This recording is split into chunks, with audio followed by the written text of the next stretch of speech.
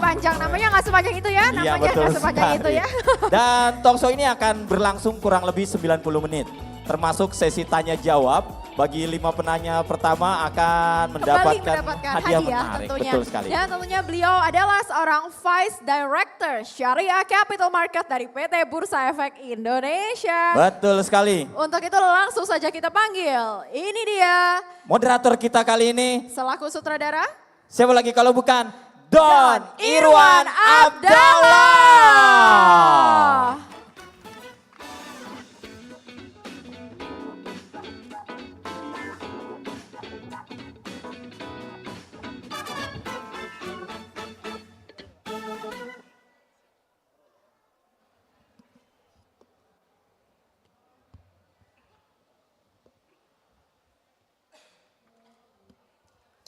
Assalamualaikum warahmatullahi wabarakatuh. Kok sepi nih? Saya ulangi. Assalamualaikum warahmatullahi wabarakatuh. Iya sih, pasti sepi karena di belakang lebih menarik kayaknya tuh. Jadi di belakang lagi pada buka rekening sepertinya, karena ada expo juga. Baik teman-teman semua, Bapak Ibu sekalian, sesi kedua ini seperti tadi disebutkan oleh MC, ini tidak kalah menarik gitu ya. Kenapa temanya legend? Bukan karena hanya materinya yang nanti akan daging semua, tetapi juga karena orang-orangnya legend. Pertama, namanya udah pasti legend. Yang sekarang itu gak bakal ada namanya Irwan, gak ada tuh. Anak-anak sekarang itu namanya Rudi, gak mungkin gitu. Dari sisi nama udah legend gitu. Udah gitu dari sisi bentukan rambut, udah mulai menipis. Nah, legend semua gitu ya. Baik, hari ini sesi saya ini saya akan ditemani oleh 2 narasumber yang luar biasa, totally legend. 2 guru saya, zaman saya belajar pasar modal, saya membaca dan melihat dan mempelajari 2 gaya yang akan nanti jadi narasumber. Nah, sebelumnya ada hal penting nih teman-teman semua yang harus saya sampaikan bahwa di SIW ini seperti biasa selalu banyak door prize. Jadi jangan lupa setiap sesi harus check in dan harus apa nih tadi disuruh bacainnya gitu ya. Harus check in dan harus mengisi bukan absensi udah jelas harus diisi ya. Harus mengisi yang namanya apa ya? Sebentar saya baca dulu takut salah nih. Kuesioner. Nah, agar satu punya peluang dapat grand prize. Ada yang tahu grand prize-nya apa aja? Tabungan haji atau umroh, ada handphone yang pasti Bapak Ibu sekalian teman-teman semua tahu lah itu handphonenya. Ya. Nah,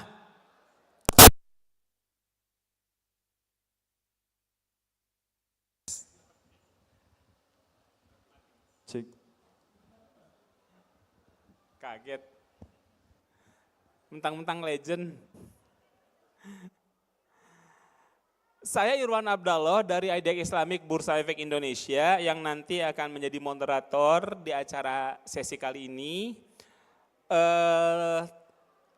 Di dalam film Godfather teman-teman semua, yang tadi saya lihat banyak yang nggak tahu filmnya, karena memang film itu tahun 72 gitu. Mungkin banyak yang belum lahir gitu. Tapi kenapa film itu dijadikan tema oleh panitia? Karena ada 2 hal nilai yang sangat luar biasa di film itu yang matching banget dengan investor. Yang nanti akan diulas oleh para narasumber. Oke, nah saya akan panggil dulu narasumber pertama. Ini adalah guru dan kolega saya. Beliau itu adalah penulis 7 buku tentang efek khususnya reksadana. Dulu saya baca buku beliau, baca tulisan beliau itu di Kontan. Gitu. Mungkin sekarang udah nggak ada Kontan apa ya gitu. Anak-anak sekarang pada nanya Kontan apa gitu. Jadi itulah beliau ini sebagai profesional dan penulis ledger. Saya panggilkan Bapak Rudianto. Silakan Pak Rudi ke depan.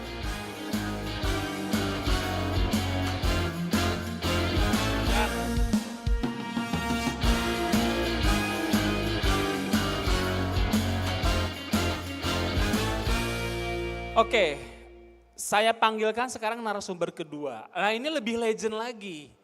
Saya baca-baca, saya dengarkan YouTube beliau gitu. Ternyata beliau sudah menjadi investor dari saya baru lulus kuliah. Bayangin coba gitu kan.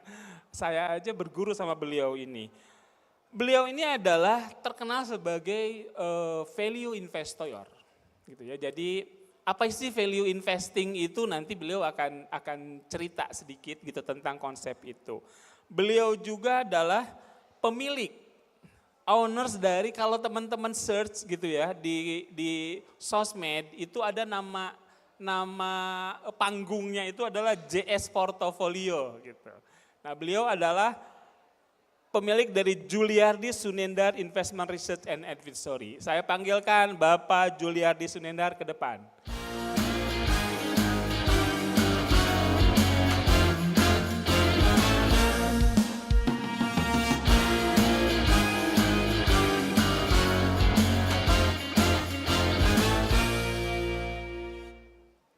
Pak Rudi, Pak Juliardi, selamat datang dan terima kasih sudah gabung di acara SIW 2025 ini dan mau sharing nih gitu.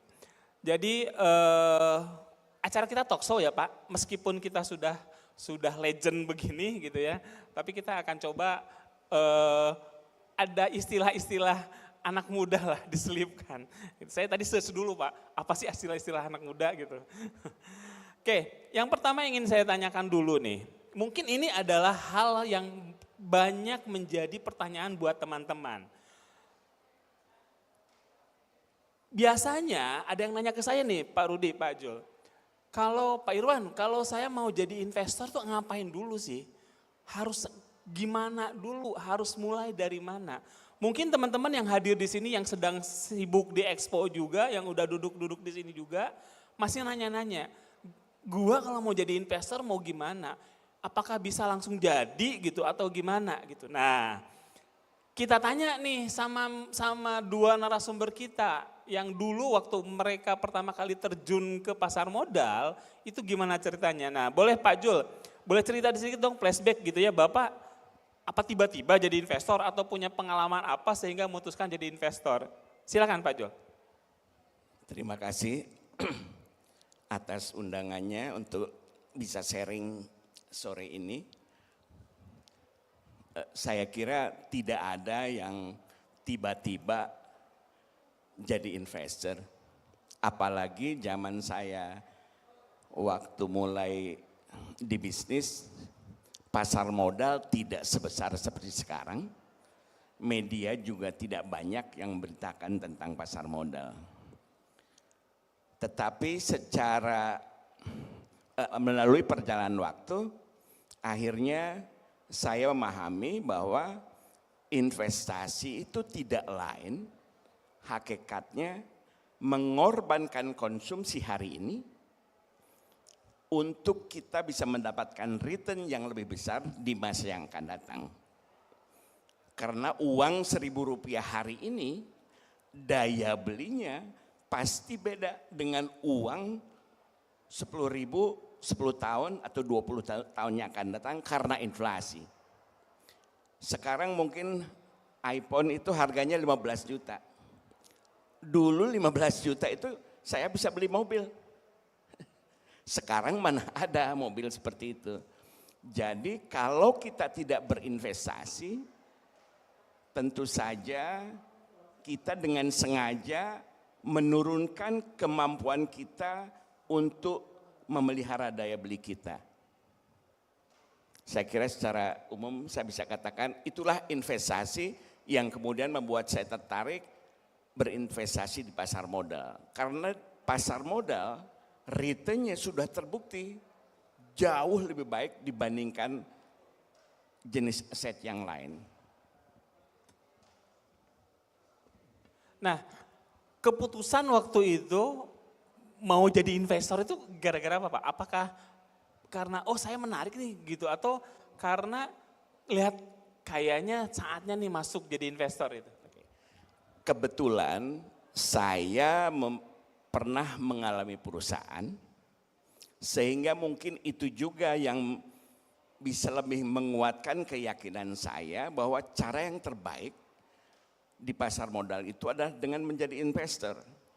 Apakah kita membeli saham 100% perusahaan yang pernah saya lakukan, atau kita membeli 10 lembar, 10 lot saham di bursa, hitungannya sama. Bedanya kalau kita punya perusahaan yang kita miliki dengan 2-3 orang teman, perhatian kita tentu saja kita tidak mungkin setiap hari berbicara dengan partner kita, lu mau jual saham lu nggak hari ini? Atau kita tawarkan teman kita untuk membeli saham kita. Tetapi dengan kita melakukan investasi di pasar modal, dengan ribuan atau puluhan ribuan pemegang saham yang lainnya, harga saham itu harus terjadi setiap hari di bursa, dari jam 9 sampai jam 4. Jadi dalam pandangan saya, dengan masuknya perusahaan di bursa, terdapat 2 pasar. Satu, saya katakan real business world. Di ruangan satunya lagi, saya sering sampaikan sebagai pasar harapan. Banyak orang yang membeli saham dengan harapan ada orang lain yang mau membeli saham yang dia baru beli itu dengan harga lebih tinggi. Dari titik pandang investor, kita membeli saham itu karena kita membeli lembaran yang menjadi bukti kepemilikan bisnis kita bersama-sama dengan pemegang saham yang lain. Kalau kita punya uang 10.000, kita taruh sebagai deposit menghasilkan 5%, itulah return untuk kita. Sehingga pada saat kita membeli saham di bursa, pertanyaannya sama. Apakah dia bisa menghasilkan lebih tinggi dibandingkan dengan apa yang saya bisa dapatkan sendiri? Apakah itu membeli obligasi atau menyimpan uang itu di deposit? Dengan cara pandang seperti itu, saya berusaha menemukan perusahaan yang bisa memberikan return yang lebih besar dibandingkan deposit dan dibandingkan dengan obligasi. Jadi gitu ya teman-teman, ternyata Pak Ju melihat keputusan menjadi investor saham itu karena beliau melihat bahwa ternyata ada pilihan. Saya mau bikin perusahaan langsung sendiri atau saya beli lewat pasar modal. Sehingga jadilah beliau investor. Nah kalau Pak Rudir gimana nih, tiba-tiba jadi terjun ke pasar modal itu?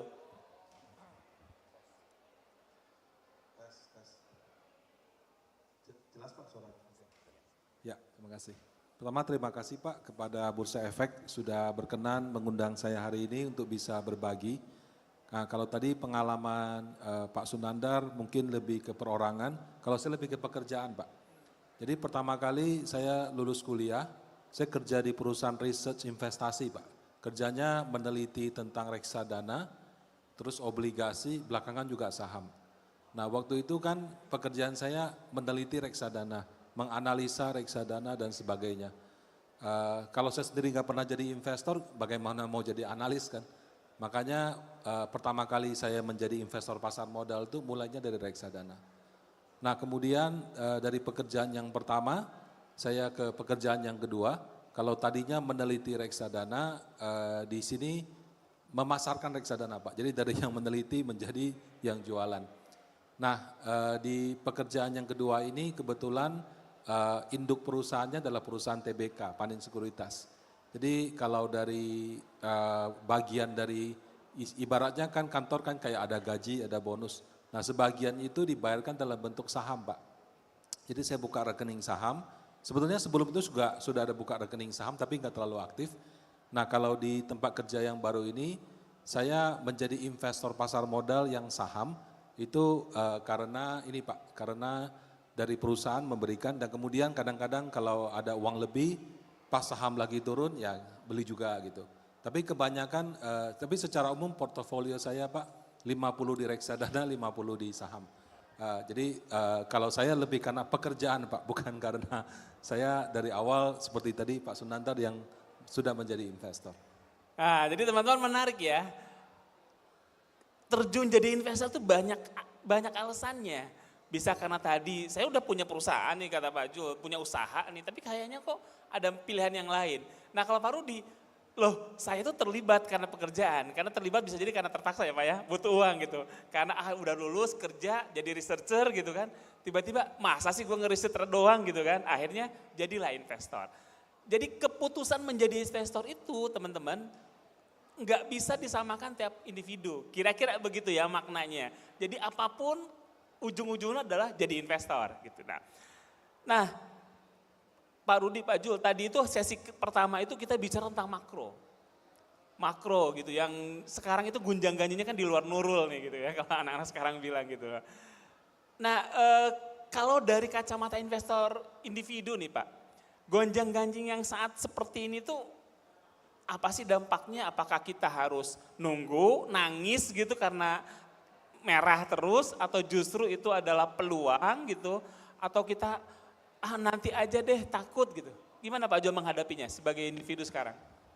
Saya selalu mengatakan bahwa bukan karena saya lebih pinter ngitung, tetapi karena yang tadi dikatakan rambut saya ini udah begini.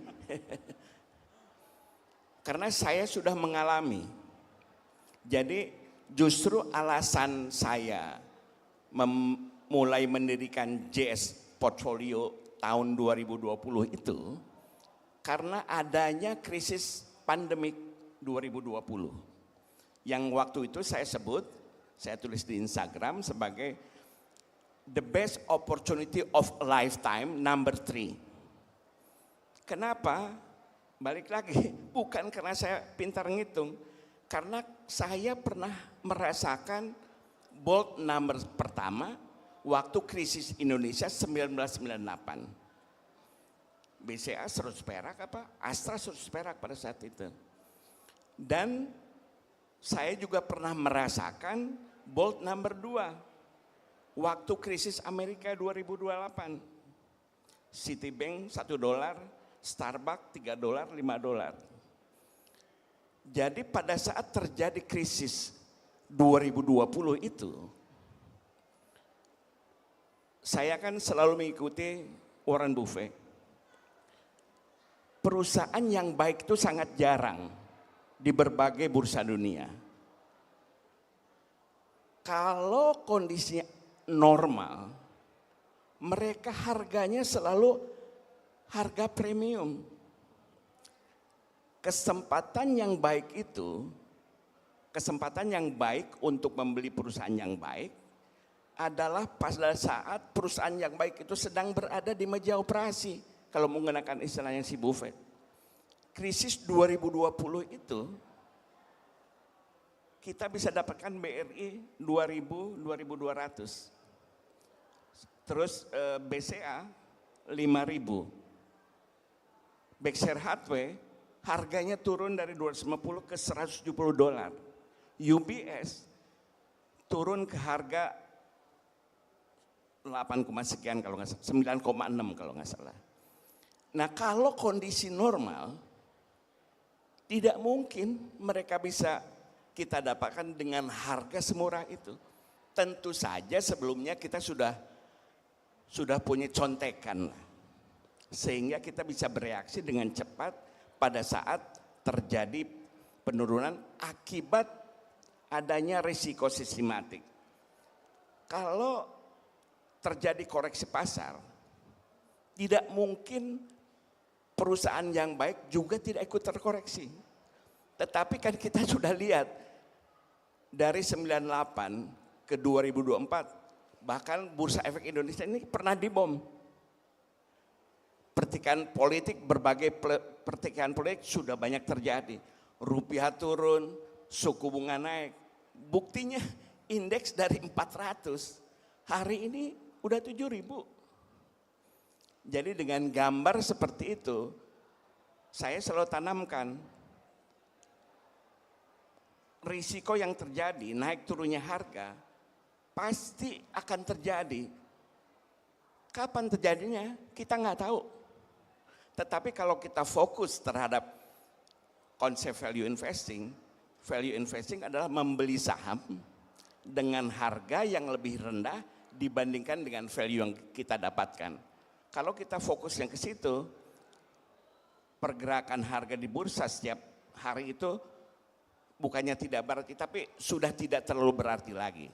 Kurang lebih begitu, Pak. Kalau Pak Rudi gimana? Melihatnya sebagai korporasi nih, melihat gonjang-ganjing yang di luar Nurul ini gimana nih dari sisi korporasi? Ya, kalau bicara sebagai reksadana Pak, institusi, betul ada view jangka panjang, tadi seperti yang Pak Sunandar, kami juga melihat view mungkin jangka pendek menengah, karena kami mengelola reksadana, kadang-kadang di compare sama nasabah itu harian. Oh hari ini indeksnya turun, kamu turunnya lebih dalam, indeksnya naik, kamu kok naiknya kurang gitu. Nah jadi betul kami mencoba untuk investasi jangka panjang, tapi kami juga melihat perkembangan dalam jangka pendek dan menengah. Nah untuk saat ini terus terang kami melihat outlook Indonesia sampai dengan semester 1 ini masih kurang baik. Jadi laporan keuangan kuartal 1 turun, ada yang karena efek tahun lalu kredit mikro yang macet, kemudian kita kan utamanya ada di bank. Nah karena suku bunga yang tinggi, bank kalau mau menahan dana masyarakat, dia harus menawarkan bunga deposito yang tinggi. Ditambah lagi dengan persaingan setiap bulan pemerintah keluarkan ORI, sukuk retail. Jadi untuk bisa menjaga supaya dana pihak ketiga di perbankan, itu suku bunga deposito naik. Kenaikan suku bunga deposito itu ternyata tidak mudah untuk menaikkan suku bunga kredit. Akibatnya net interest margin perbankan tertekan. Nah itulah yang kami lihat terutama untuk bank besar di Indonesia, laporan keuangan Q1-nya kurang bagus, kemungkinan akan berlanjut sampai dengan Q2. Kemudian sektor real sendiri tahun ini sebetulnya cukup oke, ya kita lihat kan ada keberlangsungan seperti itu. Tapi di tengah-tengah tiba-tiba ada efisiensi anggaran. Betul, anggaran harus efisien dan efektif. Tapi kalau pemotongannya terlalu signifikan, itu menurut kami juga akan membuat sektor realnya terasa. Karena uang itu biarpun boros Pak, kalau dibelanjakan kan jadi penginapan di hotel, jadi konsumsi di sana, jadi tiket pesawat, orangnya dapat uang dinas bisa belanja-belanja seperti itu. Betul harus efisien, efektif, tapi juga nggak boleh di-cut total. Nah karena penghematan anggaran yang agak ekstrim kemarin, dan juga investor asing kan melihat Indonesia ini negara berkembang. Negara berkembang itu infrastrukturnya harus dibangun. Nah yang kena efisiensi anggaran infrastruktur, katanya dialihkan ke Danantara. Danantara sendiri kan waktu itu belum terlalu, orang belum tahu ini sebetulnya lembaganya mau ngapain. Mau invest di sektor real kah, mau invest di saham kah?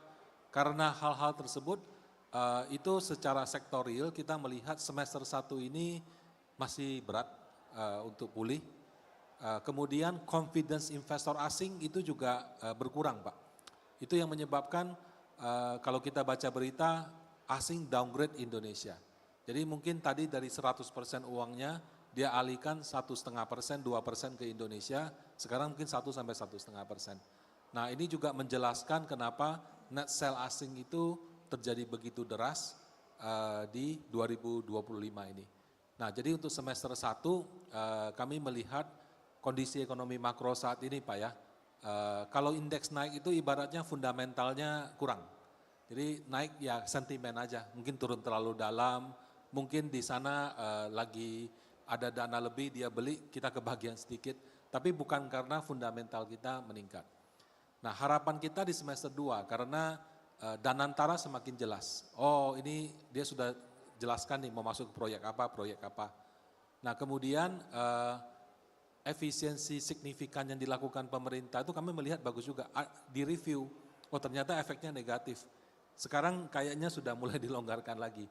Nah, jadi harapannya di kuartal 2 nanti itu ada perbaikan dari sisi laba bersih, kinerja perusahaan. Nah, satu lagi ya mungkin tentang perang kan Pak, ada perang dulu Israel lawan Palestina, sekarang Israel lawan Iran, terus sudah lagi tunggu nih Amerika join enggak, Rusia join enggak, China join enggak, menuju perang dunia ketiga seperti itu kan, bisa ya bisa enggak. Nah dalam kondisi seperti ini biasanya Pak, itu harga komoditas itu menawarkan, ada peluang terjadi kenaikan. Karena kalau terjadi disruption, seperti yang pernah terjadi waktu Rusia Ukraina dulu, harga komoditas itu berpeluang meningkat. Nah biasanya dalam kondisi seperti ini kami memperhatikan apakah ada peluang-peluang dari terjadinya gejolak seperti itu. Nah jadi teman-teman, baik dari sisi retail maupun dari sisi korporasi, krisis itu adalah peluang. Nah itu harus dicatat nih. Nah, Pak Jul bilang, wah saatnya borong, kasarnya gitu ya Pak Jul ya. Tapi kan borong terus punya duit. Jadi kalian jangan boros-boros dulu. Mentang-mentang punya duit ya udahlah konsumtif dulu gitu. Padahal tadi Pak Jul bilang, investasi itu nahan konsumsi. Jadi suatu saat tiba-tiba sahamnya diobral ya Pak, borong gitu. Gitu ya. Oke, nah teman-teman semua, Bapak Ibu sekalian, saya mau mengingatkan kembali bahwa jangan lupa check in isi questionnaire. Kalau mau dimasukkan, dihitung dalam grand prize nanti. Kemudian siapkan pertanyaan-pertanyaan terbaik, akhir sesi nanti ada sesi tanya jawab, panitia sudah menyediakan hadiah untuk para penanya yang bagus-bagus tentunya pertanyaannya. Oke. Tadi sudah bicara tentang dua hal, bicara tentang kenapa terjun, oh ternyata bisa beda-beda nih penyebabnya, saya jadi investor. Ternyata kalau ada krisis itu justru peluang untuk berinvestasi gitu ya. Nah sekarang saya mau nanya hal ketiga nih Pak, tadi Pak Jul cerita tentang nyebut-nyebut nih value investing gitu. Pak Jul, saya mau nanya dalam bahasa bayi, nah kalau anak sekarang kan begitu. Mau nanya dalam bahasa bayi, secara singkat apa sih yang dimaksud dengan value investing itu Pak? Kalau kita tahu, atau saya ambil contoh misalnya apartemen deh. Satu apartemen harganya Rp1.000 kalau kita beli. Terus apartemen A itu bisa memberikan kita dari sewa neto 50 perak. Berarti kan returnnya 5%. Apartemen yang sama harganya bisa kita beli dengan 800. Tapi hasil sewanya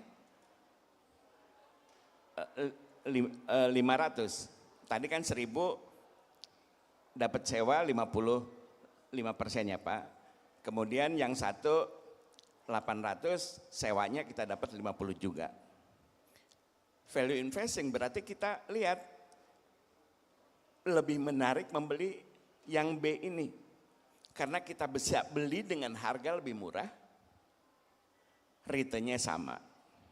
Contoh yang lain, kalau apartemen itu tiba-tiba di area itu terjadi masalah, kemudian tidak ada yang mau menghuni rumah itu, harganya turun jadi 500, mungkin itu kita anggap sebagai peluang yang baik.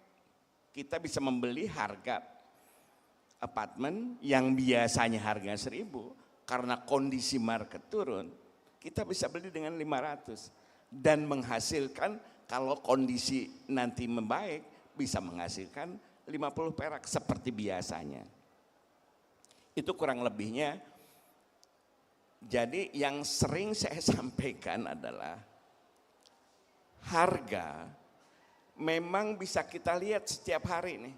Ini di sini ada nih tiap hari. Tetapi meskipun kita bisa lihat tiap hari, bukan berarti angka itu menunjukkan value dari yang bisa diberikan perusahaan kepada kita sebagai pemilik sahamnya.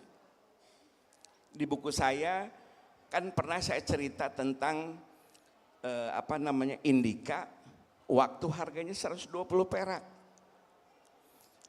Kalau ada orang mau beli 100% perusahaan Indika pada saat itu, karena floatingnya cuma 20%, dia bisa membeli dengan harga 500 miliar. Padahal perusahaan pada saat itu punya cash 3 triliun. Ibaratnya kan kita beli apartemen tadi di harga 500, di dalam apartemen itu ada brankas isinya cash 3 triliun.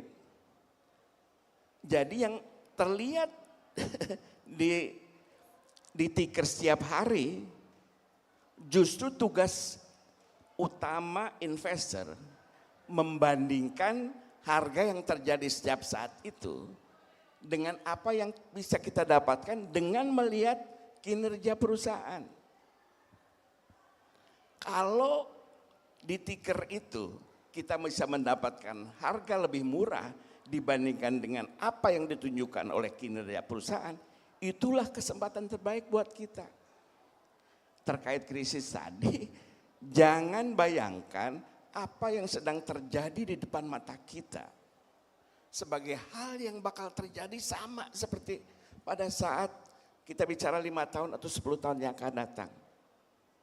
Kalau perusahaan baik, krisis justru memberikan peluang kepada dia untuk bisa menyingkirkan kompetitornya. Nah, jadi mudah-mudahan dengan cara pandang itu, cara kita melihat investasi itu bisa berubah. Tetapi kembali saya harus sampaikan, 90% pelaku pasar fokusnya memang ke angka itu. Tadi sudah disampaikan, orang yang mengelola dana investasi dalam bentuk reksadana tidak punya kemewahan seperti individual investor. Bukannya tidak tahu kalau harga turun itu merupakan kesempatan yang baik, tetapi seperti dikatakan tadi, harus melaporkan kinerjanya setiap hari. Kalau nasabahnya melihat reksadananya turun, dia akan tarik. Jadi sangat objektif, sangat rasional kalau banyak pengelola dana fokusnya kepada apa yang terjadi dalam jangka pendek ini. Tetapi individual investor memiliki kemewahan karena tidak ada yang nanya. Kalau hedge fund itu atau pengelola dana itu tidak melihat apa yang sedang hot yang bisa menaikkan harganya atau menghindari saham yang sedang tidak disukai, nasabahnya pasti akan kabur. Jadi sekali lagi justru kesempatan individual investor itu adalah pada saat orang menjual harga di pasar, apabila kita tahu setelah mengerjakan PR kita bahwa kita bisa mendapatkan return yang lebih baik dibandingkan dengan yang kita bayarkan. Jadi gitu ya teman-teman, value investing itu jangan hanya lihat harga, tapi lihatlah fundamental perusahaannya. Itu karena tadi yang namanya fundamental perusahaan itu tidak saat ini saja ceritanya. Itu bisa jadi jangka panjang gitu. Nah, jadi itu ya bahasa bayi dari value investing. Nah, saya mau nanya ke Pak Rudi nih. Pak Rudi nih saya kan ikut mantau sosmednya Bapak nih, follower Bapak. Beberapa kali Bapak itu cerita menggunakan AI untuk melihat kira-kira saham pilihan apa dan sebagainya gitu. Nah, ini saya tanya ke Pak Rudi ini dalam konteks investasi, AI itu apakah kita harus menyerahkan sepenuhnya gitu ya keputusan investasi itu dengan AI? Kalau misalnya gue udah jago nih menggunakan tools ini, terus udahlah gue sepenuhnya AI hasilnya apa kita ambil keputusan. Atau itu hanya alat bantu aja, pelengkap misalnya tadi dari strategi fundamental ataupun strategi teknikal. Gimana Pak Rud? Ya, baik Pak. Penggunaan AI itu cukup banyak Pak. Kalau di tempat kerja saya, itu pakainya macam-macam. Kalau misalnya tim pengelola investasi Pak, mereka itu saya tahu menggunakannya untuk analisa laporan keuangan berkelanjutan. Jadi kita melakukan ESG scoring. Perusahaan ini dia punya skor ESG berapa? Ada satu dokumen namanya laporan keuangan berkelanjutan. Cuma kan membacanya satu itu sudah banyak. Apalagi perusahaannya ada banyak kan. Nah, tapi untung formatnya mirip-mirip. Jadi untuk menghemat waktu, kami mengupload file dokumen ESG itu. Kemudian dari situ kita bisa mendapatkan, kita masukkan kriterianya. Oke, skor ESG itu adalah kalau ini begini, begini, begini, begini. Nah, dokumen yang puluhan ratusan halaman itu per satu perusahaan dikalikan dengan 30-40 perusahaan bisa diselesaikan dalam waktu 1 hari. Kalau dulu kita mungkin harus berhari-hari. Cuma memang promptnya, inputnya itu harus benar. Itu dari sisi penggunaan oleh tim investment. Nah, kalau saya kan lebih ke tim marketing.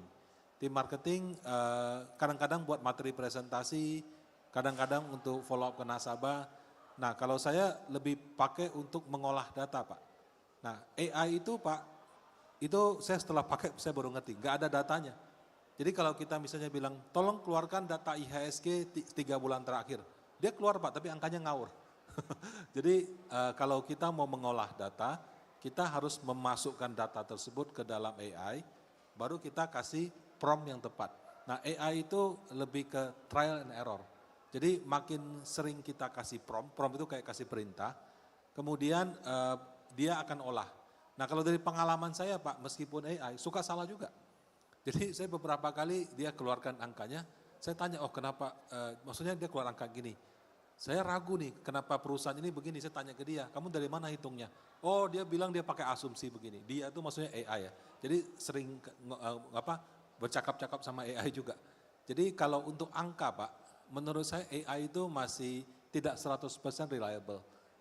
Kalau kita mau menggunakan dalam forum yang resmi, itu mesti cek, double check, triple check. Dia itu gini, basically dia tuh kayak sistem, cuma sistem untuk pemula. Kalau orang profesional kan dia kasih promptnya tuh sudah ada bahasa programmingnya.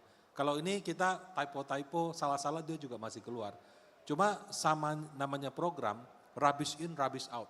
Jadi kalau kita masukin datanya salah-salah, dia tarik datanya juga akan salah. Nah, tapi keunggulan dia itu yang saya tahu adalah dia bisa mengolah dokumen dengan cepat dan dia bisa memberikan kesimpulan yang kita butuhkan. Anda butuh kesulitan translate, masukin dia bantu translate. Kemudian mau buat gambar juga bisa. Nah, yang saya belum coba itu cuma buat video. Tapi kalau secara umum menurut saya itu membantu Pak. Tapi kalau dibilang menggantikan, saya rasa Pak, saya rasa masih butuh waktu. Nah kalau buat di divisi marketing mungkin kadang-kadang, kalau kondisi kayak gini menurut kamu bagaimana ya? Dia mungkin memberikan satu view yang kita bisa terima, bisa juga enggak. Nah basically AI itu cuma ngambil sumber dari mana aja, dia bantu ringkas dan dia merespon pertanyaan kita. Jadi apakah tepat kalau informasi di luarnya salah-salah, dia juga salah. Nah itu yang mungkin perlu lebih hati-hati di situ Pak. Tuh ya teman-teman, AI itu jangan nggak polosan. Kalau teman-teman masih polos, tiba-tiba mengandalkan AI, ya hasilnya tadi garbage in, garbage out gitu. Ya, jadi AI itu alat bantu dalam konteks investasi. Boleh digunakan, tapi tadi Pak Rudi bilang harus hati-hati karena bisa jadi data yang dimasukkan salah. Oke, baik teman-teman. Belum Mas, main tangan, angkat tangannya belum tanya jawab. Oke, jadi kita sudah dapat point of view dari para legend ini, hal-hal yang menarik. Gitu ya, ingatlah bahwa kita bicara fundamental, AI itu hanya alat bantu, harus hati-hati gitu kan. Intinya adalah teman-teman harus mengisi dengan knowledge yang benar ya Pak. Jangan males untuk belajar kalau mau jadi investor. Oke, sebelum saya minta tanya terakhir, isu yang menarik buat para narasumber ini, saya mau kasih kesempatan buat teman-teman bertanya. 3 orang pertama, 4 orang, 1, 2, 3, 4 dari sini dulu. Silakan dari sini cewek, dari sini, dari tengah mana? Oh nggak ada, berarti si Mbak itu yang tadi duluan. Ini cowok yang topi. Oke, silakan. Kerudung, 1. Singkat ya, 1 pertanyaan dan singkat. Kalau ada 3, 2 pertanyaan, saya jawab cuma 1. Tes. Oke. Selamat sore Pak Jul dan Pak Irwan dan Pak Rudianto. Pertanyaan saya singkat. Kepada Pak Jul ya saya tujukan. Pak Jul sebagai legend gitu ya. Pak Jul itu pakai teknikal enggak untuk masuk atau entry di suatu emiten gitu? Apakah just fundamental aja atau teknikal juga pakai gitu? Terima kasih. Silakan Pak Jul, langsung jawab. Karena pertanyaannya singkat, jawaban saya juga singkat tidak. Saya cuma membandingkan apa yang harus saya bayar dengan apa yang saya dapatkan. Oke ya, singkat dan singkat. Dari sana dulu ya, yang topi, monggo. 1 pertanyaan singkat dan tujuan ke siapa?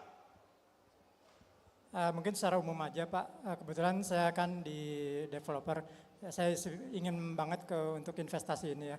Yang ingin tanyakan untuk yang pemula itu kira-kira apa yang harus dilihat? Terima kasih Pak. Pemula, Pak Jul. Untuk pemula apa sih yang harus disiapkan selain uang? Saya sering contohkan, kalau orang itu tidak bisa naik sepeda atau membuat pizza, pasti dia tidak bakal nekat nawarin anaknya atau nawarin temennya makan pizza buatan dia. Atau kalau dia tidak bisa naik mobil, dia tidak bakal maksakan dirinya untuk naik mobil. Dia akan panggil Grab atau Gojek. Beda dengan investasi. Banyak orang yang saya kenal tidak tahu apa-apa. Kemudian karena dengar dari temannya atau baca di media, nekat beli investasi.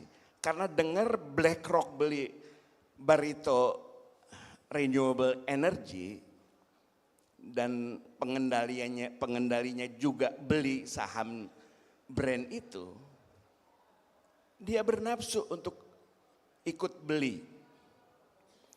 Padahal kalau kembali kepada value investing,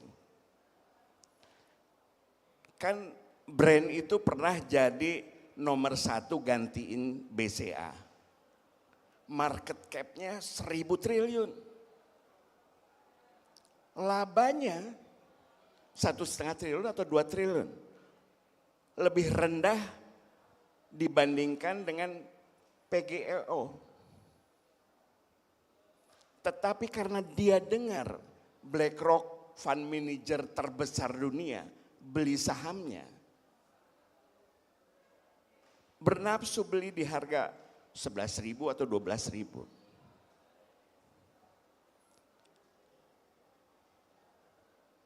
Kalau orang itu tahu konsep value investing, di mana rupiah yang kita tanamkan itu harus kembali sesuai dengan ekspektasi kita.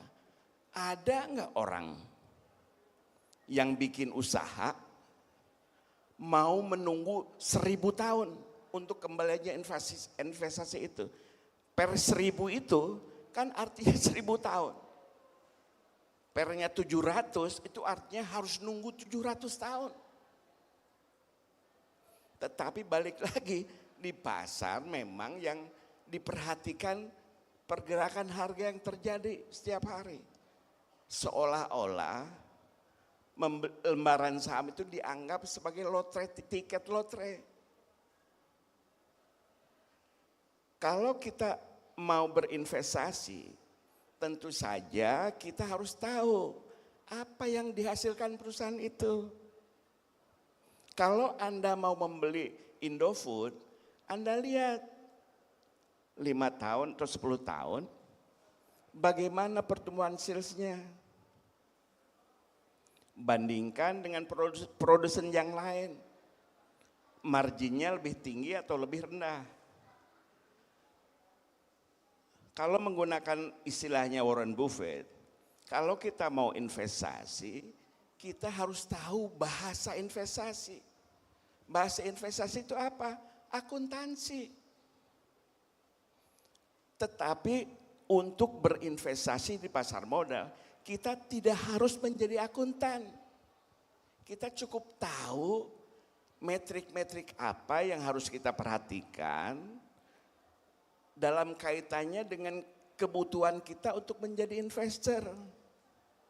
Tadi saya sudah contohkan, kalau saya punya uang 1 juta rupiah, ada investasi yang kita bisa lakukan.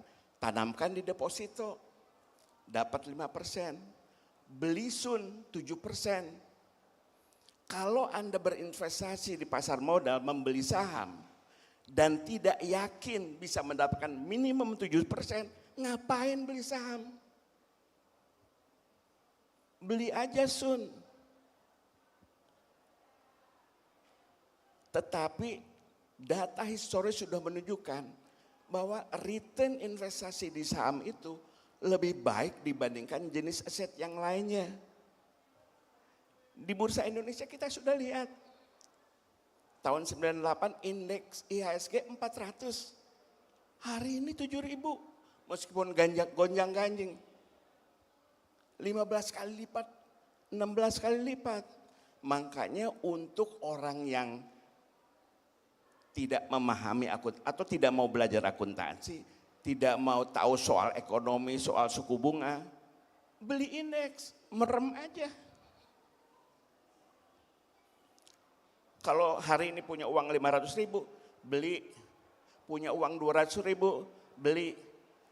Duduk, diemin aja. Kita sudah lihat buktinya. Dan ini tidak hanya terjadi di Indonesia. Di Eropa, di Amerika.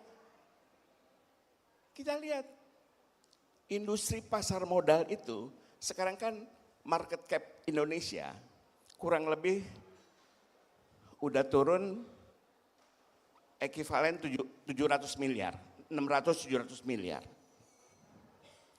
Masih 60% dari total GDP kita.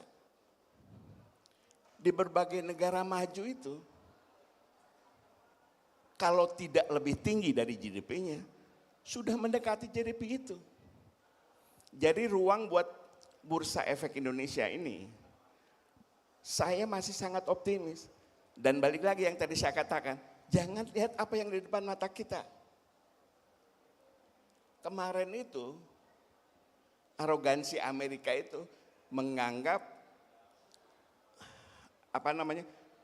dengan tema American Exceptionalism itu, Bursa Efek Indonesia dianggap nggak dilihat. Tetapi kalau kita lihat 98 sampai 2009 itu, indeks kita naik 400-500%. Dalam dekade yang sama, S&P 500 0% selama 10 tahun itu. Tadi sudah disampaikan, kita ingat siapa namanya waktu Rusia nyerang Ukraina, harga komoditi naik luar biasa.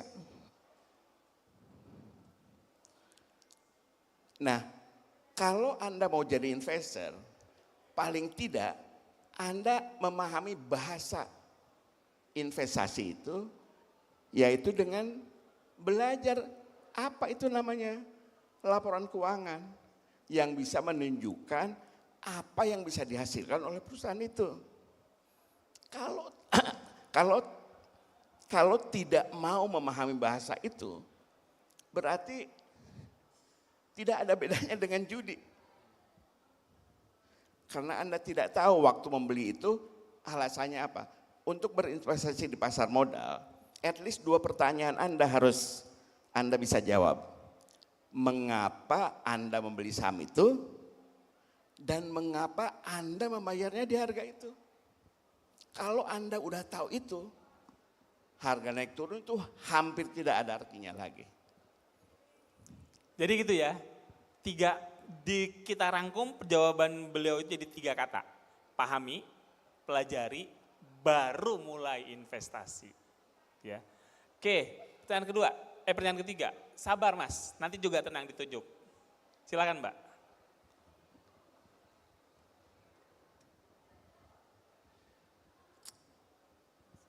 Selamat sore, Pak Jul, Pak Rudi. Saya follower Anda dari tahun 2020 juga. Terkait kondisi global ekonomi sekarang, kemudian keamanan seperti ini, dan daya beli Indonesia yang lagi, masyarakat Indonesia yang lagi turun, akankah ada krisis kembali terulang? Itu aja Pak, terima kasih. Pak Rudi silakan, biasa kalau korporasi ininya tim olahannya luar biasa, mau ada nggak sih kira-kira kemungkinan terjadi krisis lagi? Kalau krisis itu didefinisikan sebagai harganya turun, di kita nggak ada krisis, harga saham turun kan sudah sering. Rusia, Ukraina perang turun. Pada saat pandemi, nah itu kita ngalamin krisis turun.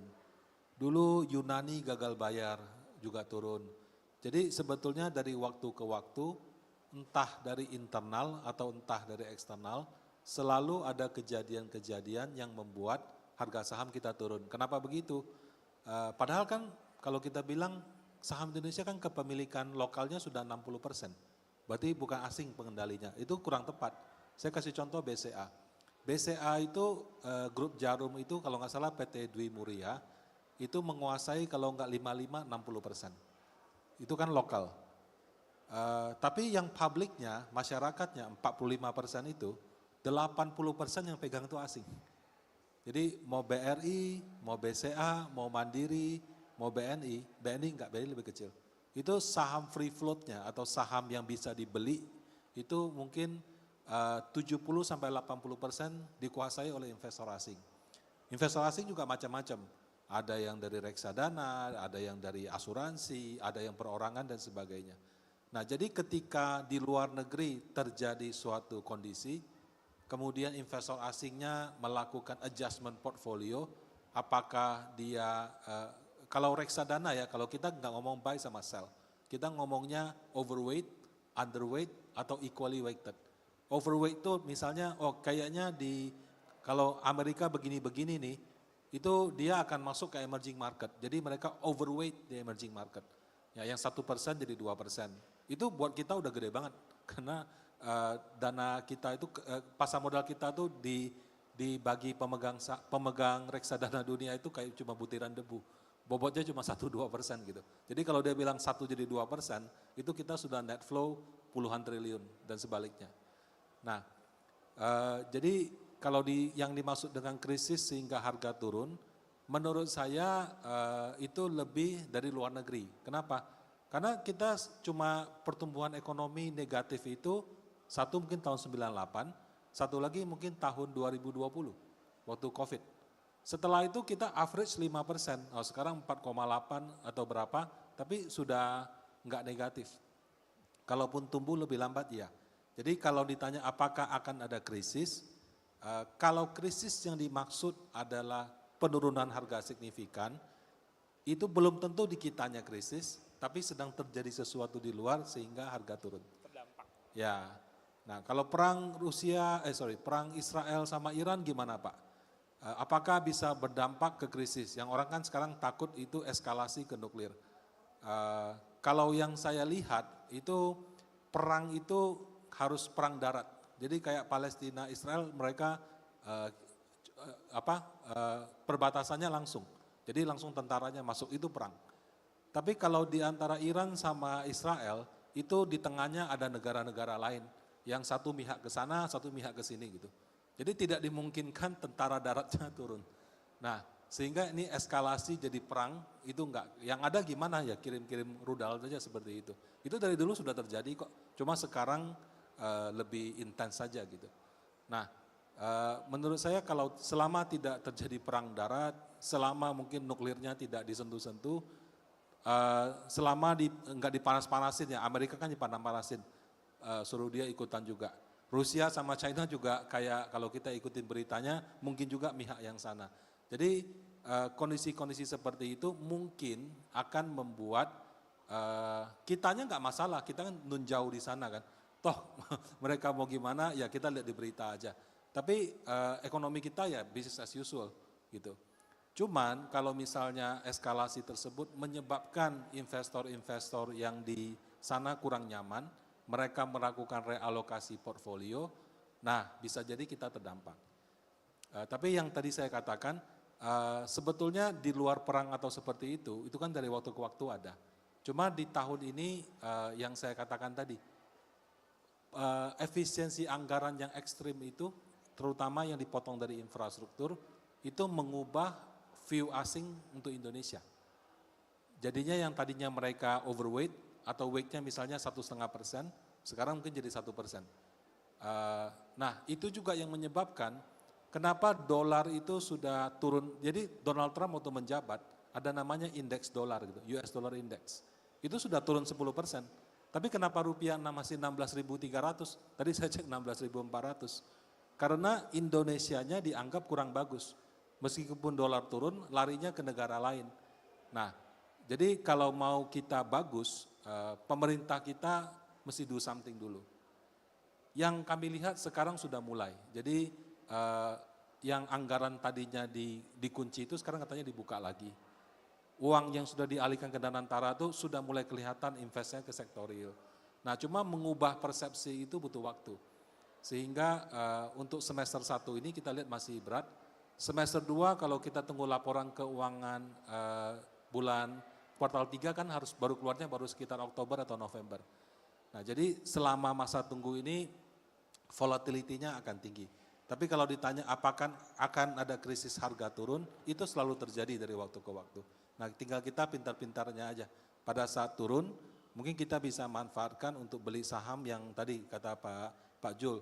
Itu harga apartemennya 500 juta tapi dalam berangkasnya ada 3 triliun. Nah kapan lagi kan kita bisa beli apartemen dengan seperti itu. Gitu ya Mbak ya.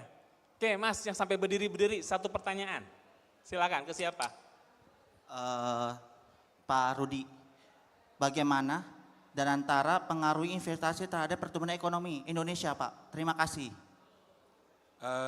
Danantaranya menurut kami is okay. Yang waktu itu menjadi masalah itu adalah anggaran negara yang waktu itu katanya infrastruktur dan segala macam yang dipotong dan dialihkan itu terlalu besar. Danantaranya is okay, karena sebelum Danantara kita sudah ada SWF namanya SWF Indonesia. Jadi itu Pak Jokowi sudah bentuk satu, cuma size-nya jauh lebih kecil.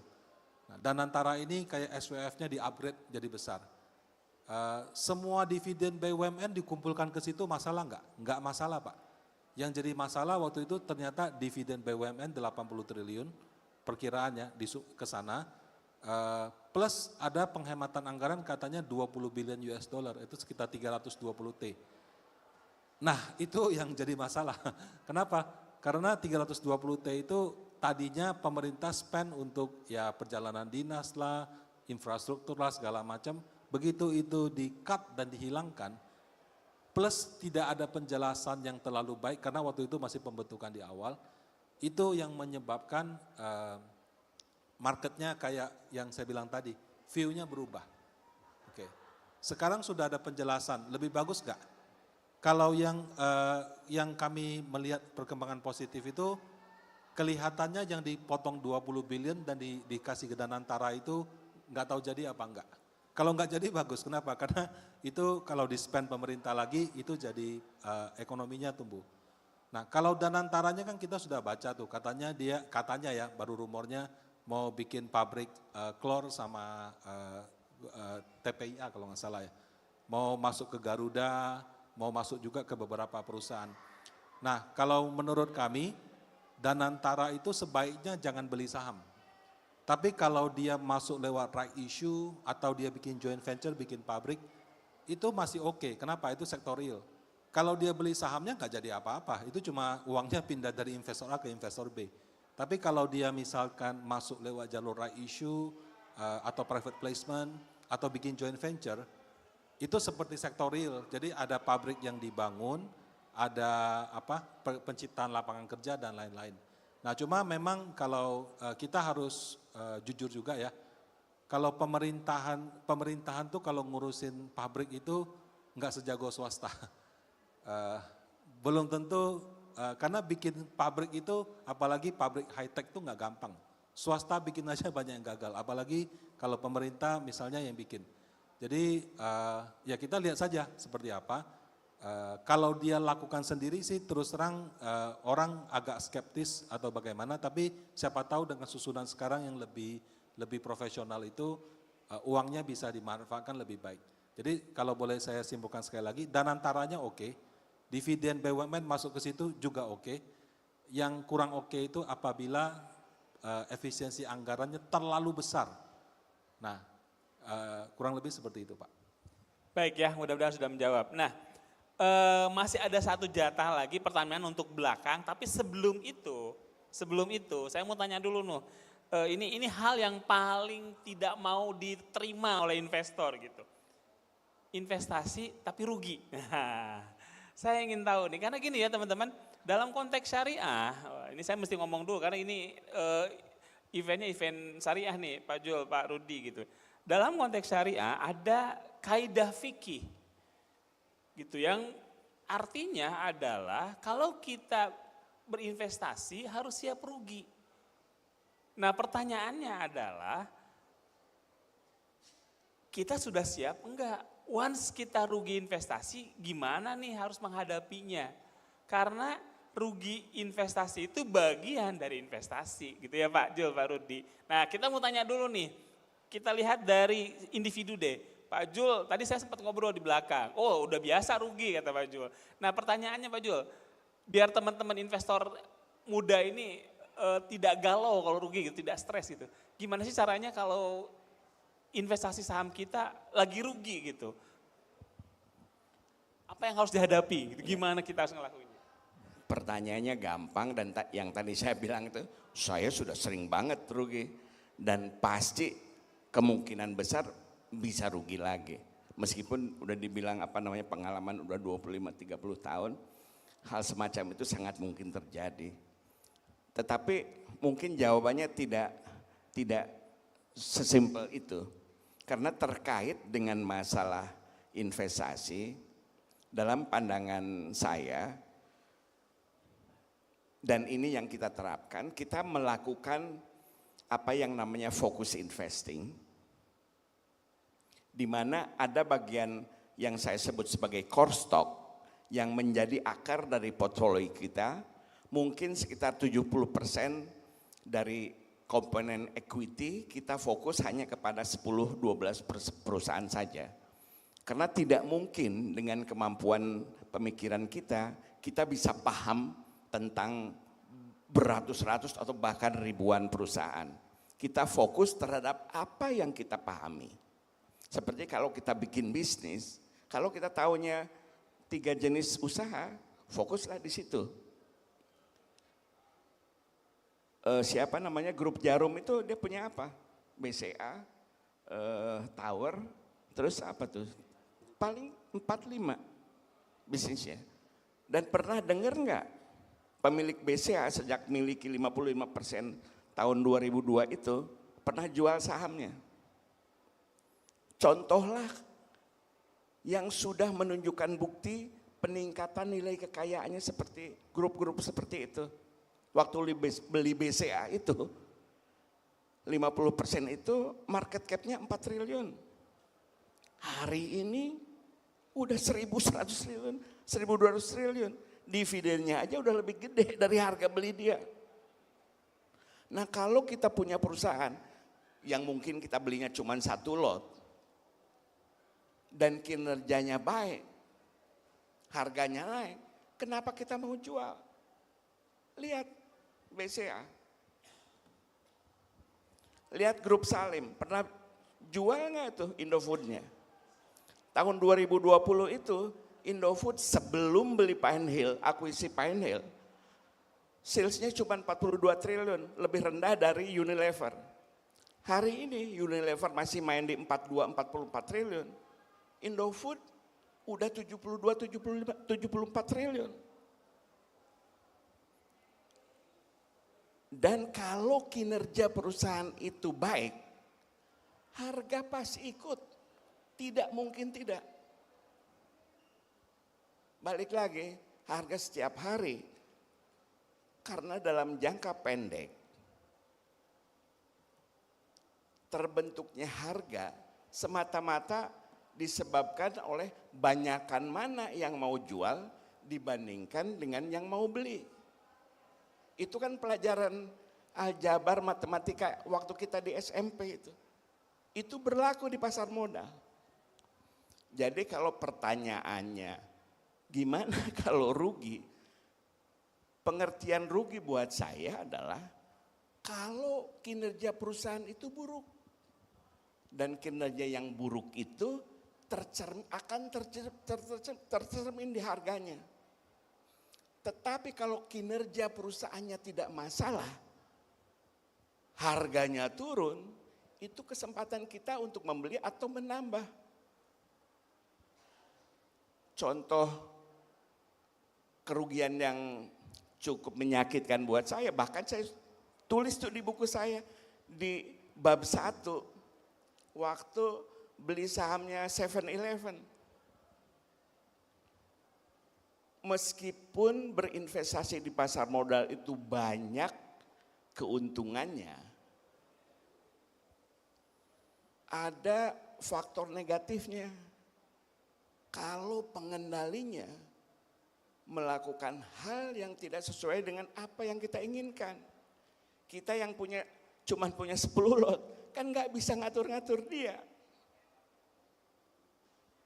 7-Eleven itu kan konsepnya udah proven di Jepang, di Amerika, di Thailand. Di Thailand aja ada 9.000 tuh 7-Eleven pada saat itu. Pemiliknya Saron Pukpan. Kenapa di sini gagal? Bukan bisnis modelnya yang gagal, eksekusinya nggak benar. Itu salah satu contoh kerugian yang saya pernah alami. Karena kinerja yang buruk, harga sahamnya pasti ngikutin buruk. Tetapi dengan kita sudah konsep kita fokus investing, dengan berinvestasi di perusahaan yang baik, kerugian itu udah tidak kelihatan lagi. Karena di dalam korsok itu kinerjanya lebih baik dari rata-rata.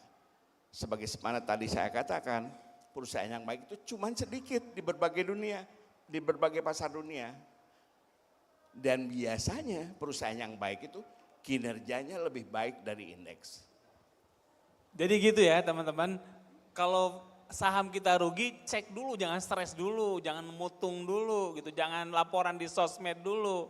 Cek dulu ini apa harganya turun doang, harganya doang yang turun, tapi fundamentalnya masih bagus, ya udah nggak usah stres-stres gitu. Tapi kalau ternyata tadi definisi rugi menurut value investing itu adalah tadi kalau kinerja perusahaannya benar-benar hancur gitu. Banyak faktor ya Pak ya penyebabnya. Tadi Pak Jo cerita contohnya adalah gara-gara pengendalinya atau pemilik waralaba di sini yang jadi isu gitu. Nah, teman-teman semua, Bapak Ibu sekalian, masih ada waktu untuk satu pertanyaan di belakang. Silakan Mas, udah duluan. Jadi sudah 5 ya pertanyaan. Itu Mas bukan yang di depan balik ke belakang kan? Bukan, bajunya sama soalnya.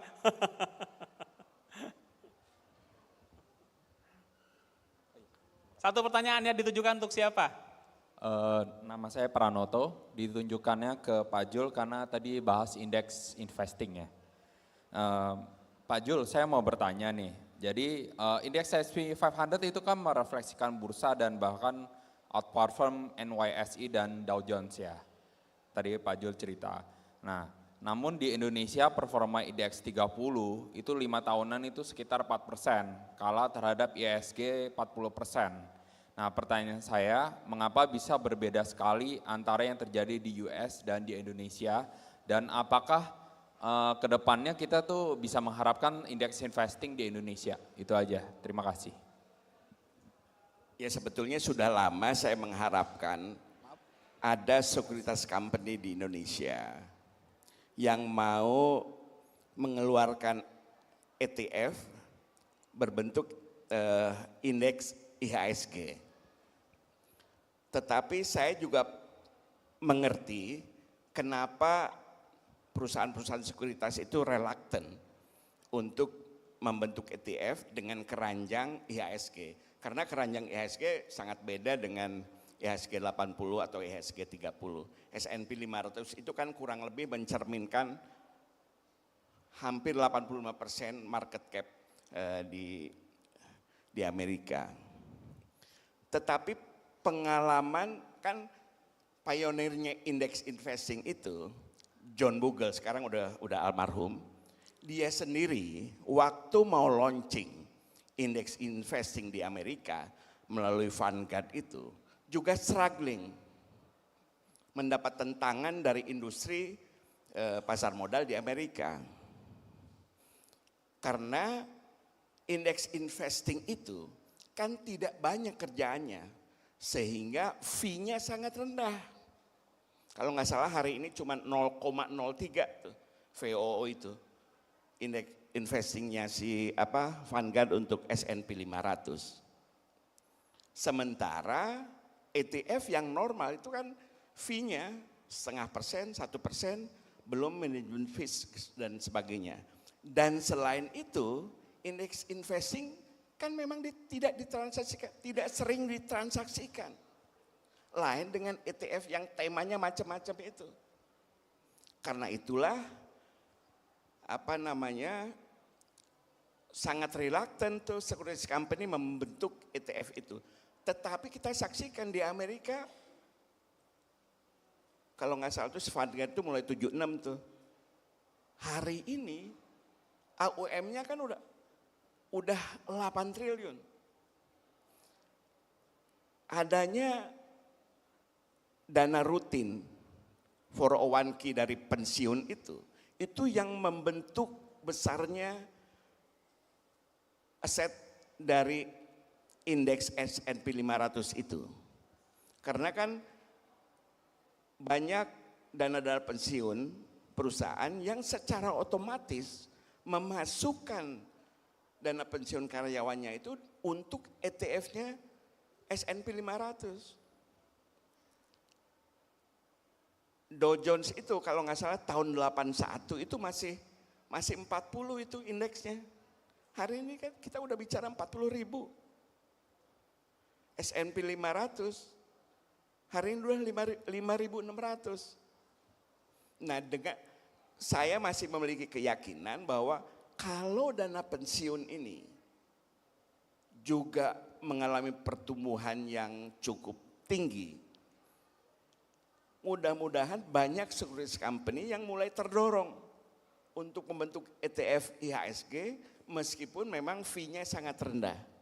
Karena itu sangat menolong buat rakyat banyak yang tidak tahu akuntansi, tidak tahu soal bunga, tidak tahu soal ekonomi, merem aja masukin di situ.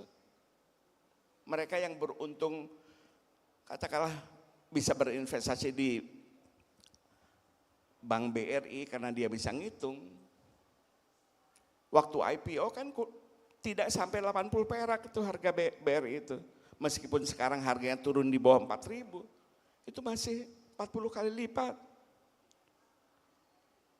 Dividennya BRI 299, 3 kali lipat harga belinya saham IPO-nya dia. Jadi